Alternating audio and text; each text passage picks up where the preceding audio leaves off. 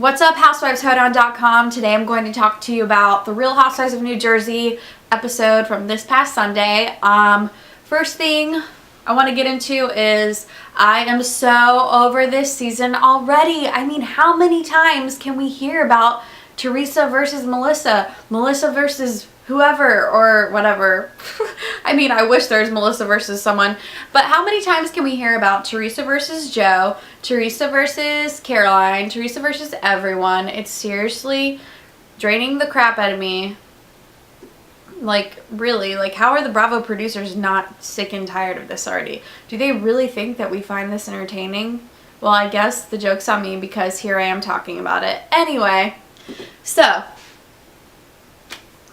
last night we saw Melissa and Joe chit-chatting away about their drama with the family, which is really funny because I'm pretty sure Melissa has been hating on Teresa relentlessly for talking about it in front of her kids and blah, blah, blah, blah. But there was Antonia and the other little boys sitting there while their mommy and daddy had not so nice things to say about their auntie. So pot is calling the kettle black. What's up? On to the next one. Melissa went to go talk about writing her book. There was definitely a lot of people at that table, so I'm pretty sure they're all going to put in a good, healthy effort into Melissa's book.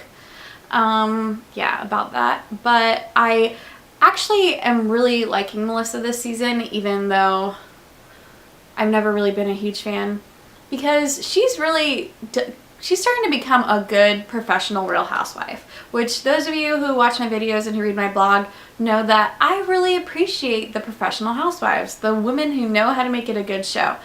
Melissa, she really puts herself out there. She's starting to. She wasn't doing that in the first season, which is probably why I never connected with her, but now she's really starting to put herself out there. Like, a lot of people have brought up some questions about Melissa and her sisters and stuff like that. I won't get into that, but she kind of addressed that by talking about her dad and her issues with him, that he was a cheater and all that stuff. That was something very personal that most people that's something people don't talk about. So props to her for bringing that up and opening herself up a little bit more to the audience. I'm sure a lot more people are going to be able to connect with her now. So I really like that from Melissa, and that's another reason why I would love to see her continue on as a Jersey housewife for many seasons to come. Plus she has great style and she's really cute, and she's kind of that young housewife, you know, like Gretchen was and Brandy is and all that stuff. So next thing I want to talk about is Rich and Victoria's birthday party, which is really interesting to me because it was at this place called Noma Social, which is in a totally random location. It's inside of a Radisson Hotel in New Rochelle, New York.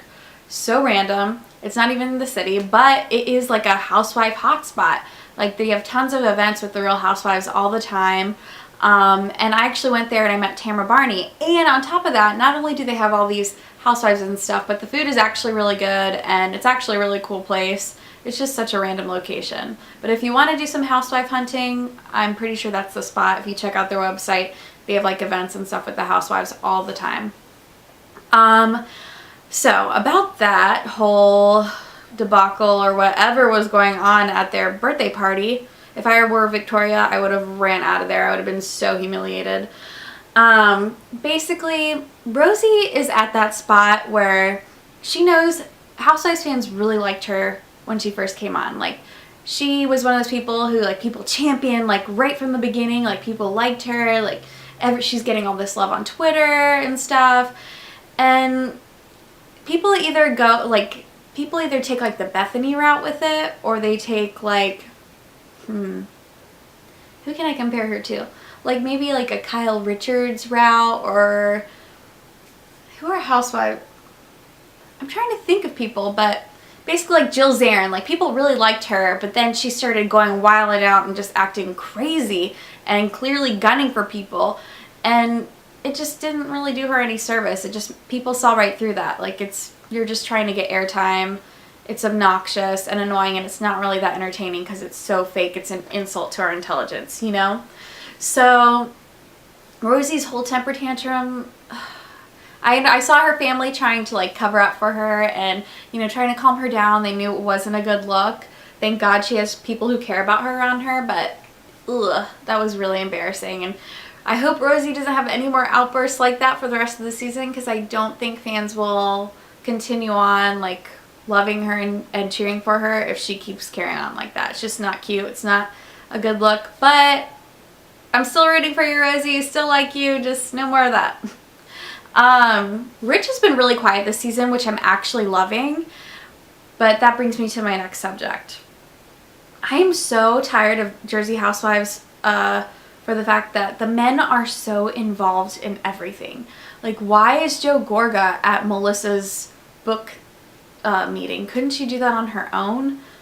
And it's just ridiculous. Like, the men are always there. I mean, I feel like Joe Giudice and Al Manzo, I feel like they don't really want to be there, and that's clear the way they act and on their face. Like, that's what I feel like the house husband should be like, but I feel like Joe and Richie like eat up the camera time, and I'm like, that's not cute, dude. Like, it's not even entertaining. Like, I just want to see the women interact. Like, that's what makes a better Housewives franchise. Like, on Beverly Hills, the men only get involved when it's really, when stuff is really going down, you know? Like, their situations are real serious before the men are like, ugh.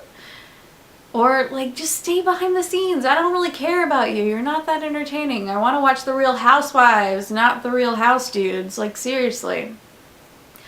Up next, Teresa and Joe meeting up at the gym. Like, how...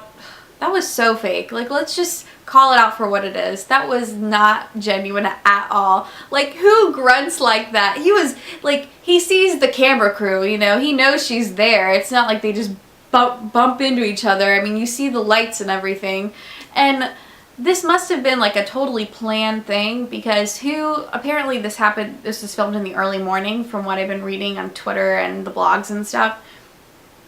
And like, why is he doing there? What is he doing there so early, like at the same time Teresa is? And what is Teresa doing there with a full camera crew and like makeup done and everything? Like, that was a planned altercation. But I will say, Teresa handled it really well, especially with the water throwing. But you guys are taking my handling it really well in a totally different way, unless you read my blog. And you know how much I love a professional housewife. Teresa kept her cool. She was acting all calm, and she responded in just any way a good housewife would. She threw water on him. She had nothing intelligent to say, so she threw water on him. And that speaks more than anything Joe had to say. It was hilarious. And you know what? Now maybe Teresa can come out with a water bottle line, just like Tamara did with a wine line, and call that too good to throw. Like, seriously. Bravo, Teresa. You are such a genius. You're so entertaining. Like, I'm pretty sure that's like gift like 1,000 times. Speaking of gifts, my favorite gift site is realitytvgifts.com. You have to visit it. It is hilarious. It's my favorite. I'm just going on so many tangents. Like, I talk and talk and talk. What's next? Oh yeah. So I'm really excited for the Manzo boys and their restaurant. I've hated that on them in the past. So have like other people, but I have to give them something. They took advantage of everything that was given to them. Like, if you're on a television show, if your parents on a TV show, yeah, milk that crap. Start a couple businesses. Do what you can. Like, that's what they're doing, and it's awesome. So props to them. I still don't really find them that entertaining, but they're doing like good stuff. So keep it up. Caroline is one of my favorite housewives this season now. She is doing the professional housewife thing, but the thing about her is she isn't fake. Like, she's doing things that maybe she wouldn't do if the cameras weren't around. Like, she probably wouldn't be involved in all this drama had this not been her job, but I think she's still handling it. If she was forced to handle this type of situation, this is how she would really handle it in real life, you know?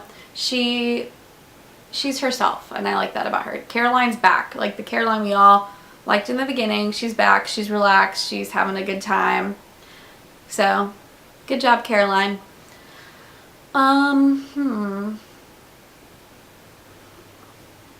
Honestly, honestly, I think I zoned out quite a few times during this episode. I don't even know if I've covered everything, but I think I got the good stuff. So leave a comment, tell me what you think. If you disagree with me, leave a comment. If you post a video response, I want to hear what you guys think about last night's episode.